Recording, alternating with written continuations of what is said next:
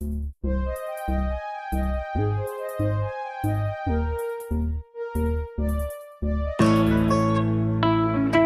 30 tháng 4 là ngày gì? Ngày 30 tháng 4 là ngày giải phóng miền Nam Việt Nam, thống nhất hai miền Nam Bắc. Đây là ngày lễ trọng đại, có ý nghĩa lịch sử đối với người dân Việt Nam. Cứ đến ngày này, Đảng và nhân dân ta sẽ hướng về chiến thắng lịch sử mùa xuân năm 1975. Ngày 30 tháng 4 năm 1975 đánh dấu thời khắc thiêng liêng khi quân giải phóng miền Nam lấy lại quyền kiểm soát Sài Gòn, buộc Tổng thống Việt Nam Cộng Hòa là Dương Văn Minh đầu hàng vô điều kiện, khép lại chiến tranh Việt Nam. Tôi, Đại tướng Dương Văn Minh, tổng thống chính quyền Sài Gòn kêu gọi quân lực Việt Nam Cộng Hòa hạ vũ khí đầu hàng không điều kiện quân giải phóng miền Nam Việt Nam. Tôi tuyên bố chính quyền Sài Gòn từ trung ương đến địa phương phải giải tán hoàn toàn từ trung ương đến địa phương, trao lại cho chính phủ cách mạng lâm thời miền Nam Việt Nam.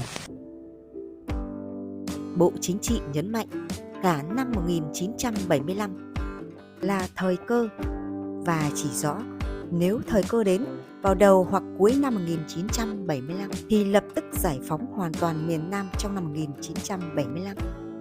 Bộ Chính trị cũng nhấn mạnh cần tranh thủ thời cơ đánh thắng nhanh để đỡ thiệt hại về người và của cho nhân dân, giữ gìn tốt cơ sở kinh tế, công trình văn hóa, giảm bớt sự tàn phá của chiến tranh. Sau chiến thắng của quân ta ở chiến dịch Tây Nguyên và chiến dịch Huế Đà Nẵng, Bộ Chính trị đã nhận định thời cơ chiến lược đã đến.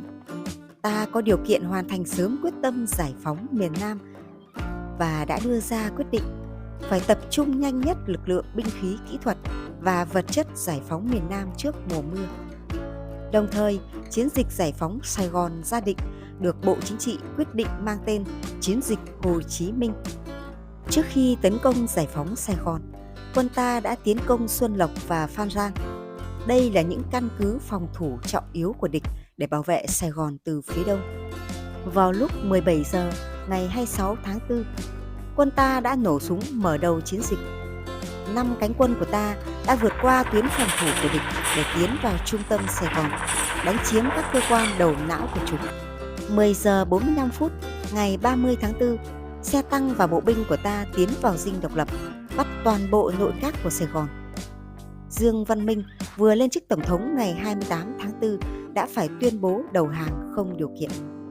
11 giờ 30 phút ngày 30 tháng 4 năm 1975, bỗng tiếng loa phát thanh từ đài công cộng vang lên bản tin hùng hồn của Đài Phát thanh Tiếng nói Việt Nam. Đã giải phóng sau khi đã tiêu diệt và làm tan rã quân địch trên đất tuyến phòng ngự của chúng xung quanh Sài Gòn, đập tan tuyến phòng ngự phía đông, cắt đứt đường số 1 từ Biên Hòa vào, đường số 1 từ Củ Chi về, đường số 4 từ Tân An. Chiến thắng lịch sử mùa xuân năm 1975 có ý nghĩa vô cùng to lớn đối với người dân Việt Nam.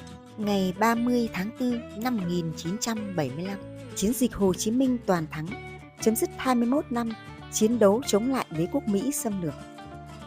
Đây là bút vàng son chói lọi của lịch sử dựng nước và giữ nước của dân tộc Việt Nam, đánh dấu một kỷ nguyên mới, kỷ nguyên độc lập, tự do và hạnh phúc. Cô giáo Mignon trân trọng cảm ơn quý vị và các bạn đã chú ý lắng nghe. Xin chào và hẹn quý vị và các bạn ở những video